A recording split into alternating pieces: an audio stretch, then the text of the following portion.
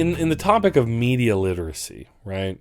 I'm a journalist. I've been a journalist a long time, since I was in high school, and reporting on a local community, right? There's so many things, we often take a look at kind of like broader corporate media when we criticize the media. It's always on national news and cable news, but people don't necessarily recognize how much of their local media is corporatized, right? You have local TV stations, radio stations, corporately owned newspapers, and it's very easy for these outlets to follow a narrative, especially when that narrative is handed to them, right?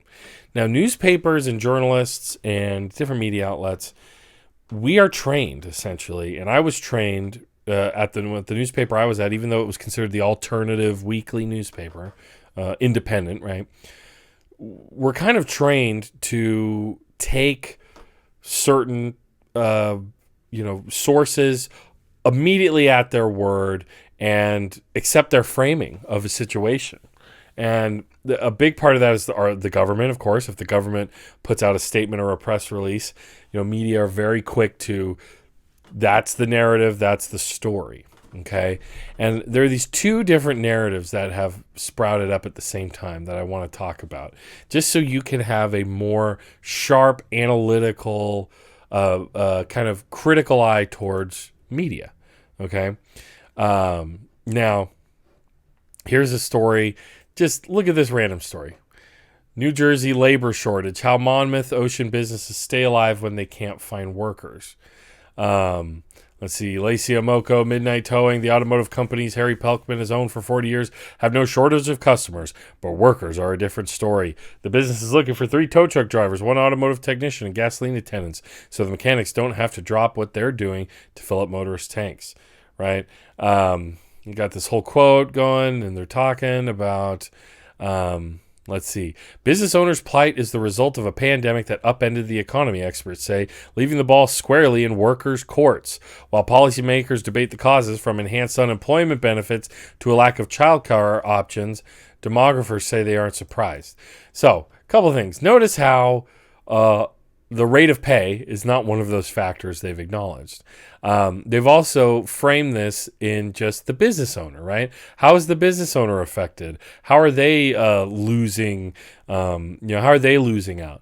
They're not talking about how folks entering the workforce are really facing a dangerous field with a pandemic that's still ongoing. You still have variants, even if you're vaccinated. Right? So this is a frame that not only has been passed to, so that was local media reporting with a local business, but this has been repeated at the national level with bigger, the Chamber of Commerce, which is a conservative institution, or bigger companies saying, oh, it's just so hard to find workers. It's so hard to find workers. With that, all that onus being put on, unemployment, and these issues, workers are getting paid more to stay at home now, which conveniently just ignores the power differential in the economics of the United States of America. If you work as a wage laborer, you are not in power much in the same way that the person, the business owner, dare I say capitalist, right, who pays you for your time, pays a wage, right, how much power that they have. They're the ones that hold the jobs. They're the ones that set the wages. And they're saying that unemployment makes it uncompetitive. Now, what they're saying is, I want to be paying people less, and I can't do that. Coming out of a pandemic and recession, and where with unsafe work conditions, I'm not allowed to pay people the same crappy rates that they realize maybe my time is worth more than that. You see this obviously more explicitly, on like websites like Fox. I'm not even going to play. They're playing an ad here right now, but you could just see their headline: "Bloated unemployment benefits hurting small businesses." Rock and roll taco co-owner says, right? So giving the frame and the narrative all to business owners, where are all the stories talking to workers, right? Who are saying, yeah, the unemployment was like the only lifeline I had throughout this whole thing. My employer completely pieced out on me. I lost my health insurance. I was completely furloughed, fired, what have you. I mean, we don't see that, and the fact that and these unemployment and the aid from our government, the paltry limited amounts that we got, have actually empowered workers, right? Now, at the same time, at this time of unprecedented economic and public health turmoil in the United States, we have a massive recession because of a pandemic, right? So many services destabilized, so many things in our society that the frayed edges completely ripping wide open. One big thing in the beginning of the pandemic was, where do unhoused or homeless people you go to use the restroom if the majority of public restrooms are all closed, right? That's just like one factor of just how the pandemic changed things. In the midst of all this, in the midst of severe economic disparity and fear and turmoil, along with the historic uprising last year, Black Lives Matter, and there was looting, there was violence. You also had, as I've documented here on this channel, right-wing extremism infiltrating or just kind of trying to rat fuck the whole situation of Black Lives Matter. Like a Boogaloo boy set fire to a precinct in Minneapolis. Up here in California, in the Bay Area, we had a Boogaloo far-right Air Force veteran shooting and killing police during a protest, like not too far from a protest, not at the protest, but specifically to try to rile this stuff up. But you also just had the massive spike in domestic violence because of all the people crowded at home together who may not have been, the economic factors putting stress on people. So we've had what's been described as a crime wave, right? The instances of violent crime are up and property crime, theft are up. But we have to think about those very much in a context of, we have been seeing lowering rates of crime for decades now, right?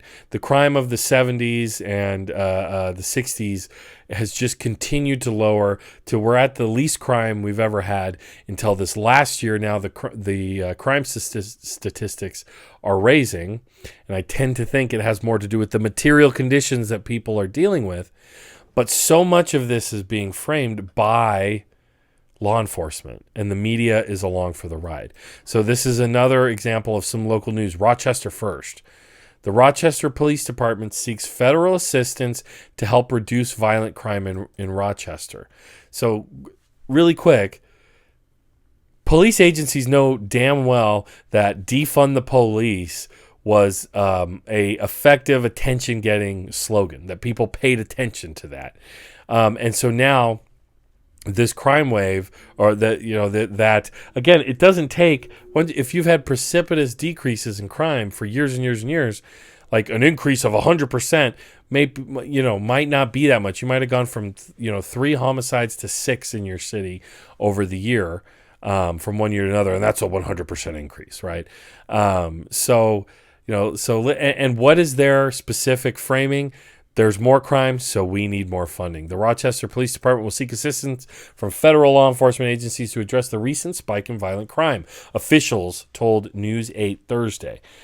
RPD officials say officers will work with federal authorities to target known violent offenders and potentially present federal criminal charges. The goal here for me is simple, Police Chief Cynthia... Oh, sorry, I gave her kind of a masculine voice. The goal here for me is simple, Police Chief Cynthia Harriet Sullivan said. When people are arrested for violent gun-type incidences, I want them to stay in jail. It's that simple. The Rochester Police Department Deputy Chief says the increase in violence has police working around the clock. The major crime units for the past couple weeks has literally been bunking in the building, said Deputy Chief of Operations David Smith. So they're being very... dramatic. We literally have to sleep at the office. There's so much for them to do. The homicide rates have spiked. It's the highest homicide rate since at least 2012. which again, these are rates that have been dwindling and dwindling, or getting lower and lower over the years. And I mean, there you go. It's all framed in exactly the same way, where it's framed by police agencies and the chief of police, and she has a deputy chief of operations ready to go with something to say, and they have a narrative, and that's what they are giving you, right? And so here in California, the governor and Gavin Newsom, but also the state legislature, has tried to do something about prison overcrowding and mass incarceration. And so they're letting people out early for nonviolent offenses. And this was also going on during the beginning of the pandemic, where they were letting people out of jail because of the danger of the pandemic. And I heard immediately from local police agencies and people involved in that, even non-sworn people in law enforcement, who are saying, well, crime, this is all going up because they're letting all those people out, right? So the idea that these institutions aren't political, that's just nonsense.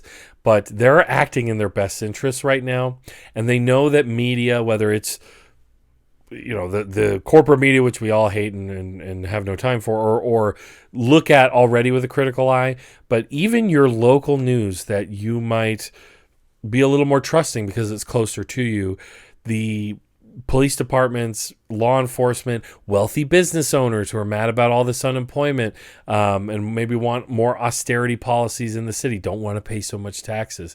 They know how to get the ear of media, whether it's local or national. So I noticed these two trends happening at the same time, and I just want us all to take a minute to recognize, who do they serve? People with money, and the law enforcement as an institution, which is the most well-funded government institution that we have in the United States. It's definitely devoid reality saying, do you mean Sinclair News? Yeah, Sinclair, but it's not limited to Sinclair either. It's also Fox. It's also ABC and all, there are the very egregious right-wing examples of these conglomerates, but there's also just, most of them are susceptible to this, where they will just take the Chamber of Commerce or the police department totally at their word, and they will just run their narrative to the point where that becomes the argument, the narrative, and they will scaremonger, right? More. Officials worry the rise in violent crime portends a bloody summer. Quote, it's trauma on top of trauma. Keep in mind now that as the country has been reopening, we've seen mass shootings return. We had a big break from mass shootings. Why? Because everyone was cooped up at home, quarantining, right? We also have all these unaddressed problems in our country. Let's see. The mayor of Albany, let's just hear a little bit from this story. Officials worry the rise, trauma on trauma. The mayor of Albany never expected to spend her days attending funerals and comforting the families of those killed and injured in a spate of alarming gun violence. She finds hard to explain. Quote, it shocks the consciousness, said Kathy M. Sheehan, Democrat. The disregard we are seeing for human life, it's trauma on top of trauma for our city. 8 people have been fatally shot in New York's capital city this year, including 6 in May. Destiny Green, 15, was killed in a quiet neighborhood. Albany's violent crime spike isn't an outlier. Last week, at least 12 mass shootings occurred across 9 states. Right? So this is America returning to, everybody says, when are we going to feel like it's back to normal? 2 things. We got traffic again and mass shootings. That's how you know America is returning back to normal. And again, the law enforcement agencies know that they can take advantage of this situation and say, hey, you know what you really need? You need more cops, and you need to fund more of us. You need to stop being so uppity and questioning us and our power. So that's just something I've seen repeated again and again and again. Why do you see it on every level of media, whether it's national, your state media, or even your local news? That's why. It's because power speaks, and power often gets to drown out the voices of everybody else. So I don't got to tell you all that. Y'all are responsible consumers of independent media. You're watching Political Pain Live here.